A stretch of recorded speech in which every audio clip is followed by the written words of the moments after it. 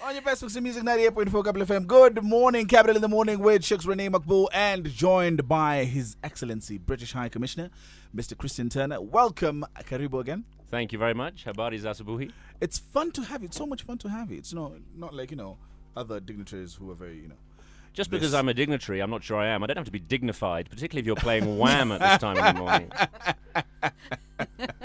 It's nice to have you either way, and a lot of people writing in on Twitter and having so much fun. Finally, we settled on Elvis, yes, as you've heard us said by Adrian. We're going to be coming back into that in a short while. But right now, as we talk the way forward, the United Kingdom Border Agency launched a new fast-track visa service as a quick option for Kenyans wishing to urgently travel to the UK. That's something that we hadn't touched on, and we really wanted to find out more about that from you, perhaps. Yes, this is a very simple idea. We know that lots of Kenyans want to come to the UK. The partnership between our two countries is deep, it's historic. Many people have family and friends there. 200,000 actually travelling back and forth each way. Kenyans to the UK to Kenya, and we've had a lot of feedback from people that our visa processes take time, and some folk don't want to give up their passports for the it's about 15 days to turn around a standard visa application. So we've listened to that and said, okay, if you want it more quickly, students, tourists, and business people, you can pay a higher fee. It's 10,000 shillings.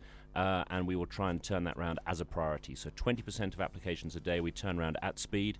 That might be done in 3, maybe 5 days, so people, legitimate travellers, can go through that process more quickly. And you can imagine the numbers have been quite high since that. Yeah, the numbers have been high, and the message we're sending is we're open for business. Come, if you're a legitimate traveller, all the detail is on our website, UK in Kenya. Come, visit, and the more people travelling back and forth, the happier I will be. Well, in fact, speaking about business, two of our tweets this morning are exactly about that. Tony Wasira and Mike Carroll ask, what are some of the measures that Britain is putting in place to spur trade and business in the region, particularly in this economic climate? Yeah, well, and this goes to the point we touched on earlier, which is about opportunity and just how excited we all are about the potential for this country in the months and the years ahead, and Britain's part in that. Do you know that 5.5 of the top 10 taxpayers in Kenya are British or British associated companies? About 40% of the capitalisation on the stock exchange, also British companies. So we're here, and we're here to stay. It's a very deep part of our interests. And across the piece, the job of my High Commission is to try and help promote that. So I've set my team a target of doubling those figures, of doubling UK trade to Kenya over the next 4 years. We currently are on about 130 billion Kenyan shillings worth a year of bilateral trade, and I want to see that figure double. Now, before coming to Kenya, of course, you had been around. You were in the Middle East for quite a while, and basically you've been around Africa here and there. But what do you think of the trade in Kenya and, of course, the growth of the economy in Kenya? Well, as I say, I think it's what is so exciting is the potential, and the thing which I think is key is human capital. It's the people. It's the fact that there are so many creative, dynamic folk here, well educated, and that's what this country offers that others may not. I visited the folk at the iHub just a week or so ago. A fantastically exciting place. What those folk are doing, just starting out creative ideas, building on the strength of M-Pesa. Another thing in Kenya that we should be celebrating far more. Half of the world's mobile money transacted in Kenya. More money, I think, than Western Union globally is the figure I've been told. And they're building on the applications. They're finding new innovative business ideas. So I think anyone who is looking at Africa as the coming continent, as the place where business folk who are looking elsewhere in the world at stagnating economies, they should be here. And coming into the elections, of course, a lot of investors a bit apprehensive on investing just before the elections, not knowing how it will go. Do you think this will affect the markets? Well, I think if you look at the market since the new year, it's still a bull market. I mean, follow the money on the Nairobi Stock Exchange. It's still absolutely booming. But neither can we be complacent, and that's why everyone is determined that these elections should be safe, they should be credible, they should be fair, and the transition should be smooth. They should protect the president's legacy, ensure that is implemented, and Vision 2030 carries on, and Kenya goes from strength to strength. Of course, you've been here 6 months, and it's amazing. You're already learning Swahili. You speak more Swahili than most of us in the studio. Nina jifunza kidogo. Oi! But perhaps what would be your vision as the British High Commission for Kenya? Well, it's not really for me to set out a vision because that's for the Kenyan people. And as I say, I'm enormously excited and optimistic about that potential. Each country is different. It has its particular assets. I think about brand Kenya. I think about things like the wildlife. That's what people all over the world who know nothing about Kenya will see.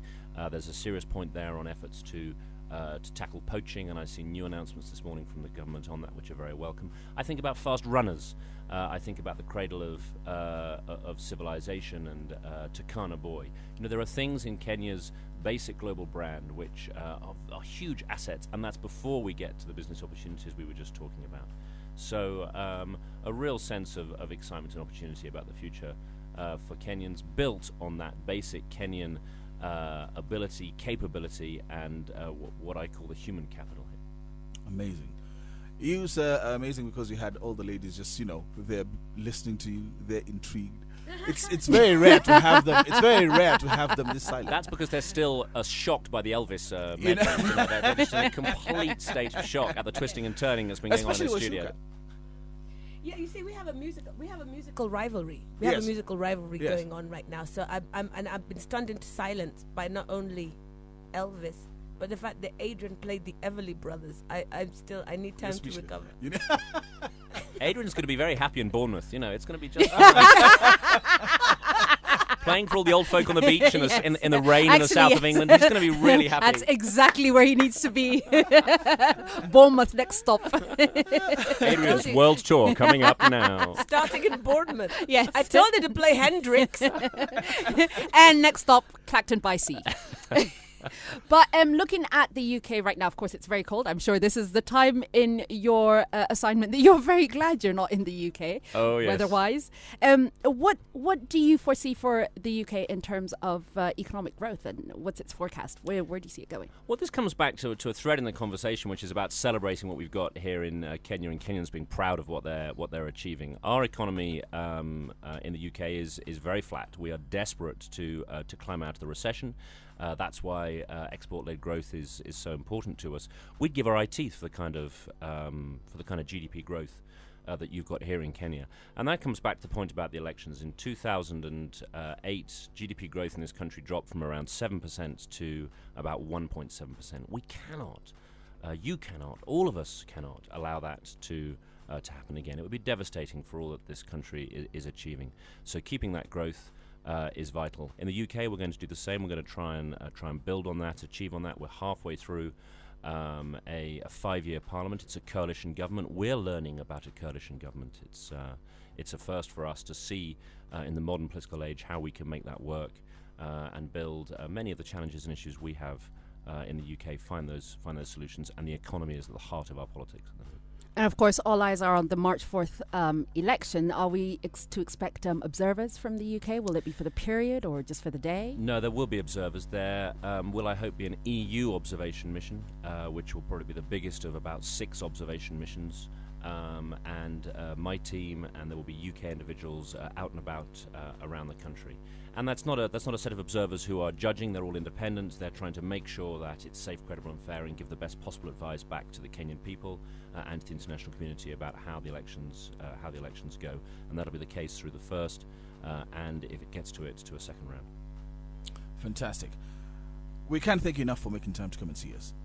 But before we leave you, one song that Adrian will play. One Hendrix song. Track. No. One non-Elvis song. Non-Elvis song. Look how he doesn't even get a chance to pick his own song. Okay, feel free. This is a free and fair election. It is not a free and fair election. I'm impartial. I'm staying out of this. This is not a democracy. I'm non-partisan. And he told us he owns a pair of blue suede shoes. Exactly. It is true that I do own a pair of new blue suede shoes, and I was wearing them on Saturday. I was seen in town wearing blue suede shoes on Saturday. Fantastic. Rushing out to get the picture. So one track that you shall, twist to before we let you go, and we shall, everyone listening in out there, 9:84 in the morning, www.capitalfm.co.ke/TV shall be able to see this clip as Adrian plays that one track that Mr. Cristian Turner, British High Commissioner to Kenya, shall be twisting to. So what is that one track, sir? Well, I'm a diplomat, so I'm not going to choose Elvis and cause a riot. But we have talked a lot about Hendrix this morning, and if Adrian has got it, All Along the Watchtower would be the thing I would love to hear. Which one is this? All Along the Watchtower. Well, let's see if we have that. Jimi Hendrix, All Along the Watchtower, 98.4 Capital FM in the morning. The best mix from DJ Adrian. We're doing a job swap. This is Cristian Turner, your new DJ. I introduce you to DJ Adrian, the new British High Commissioner. It's been a pleasure joining you. Asante Sana. Thank you so very much, and Karibu Sana again and again and again. Next stop, Mary Moringa HR. Quickly, sign him on.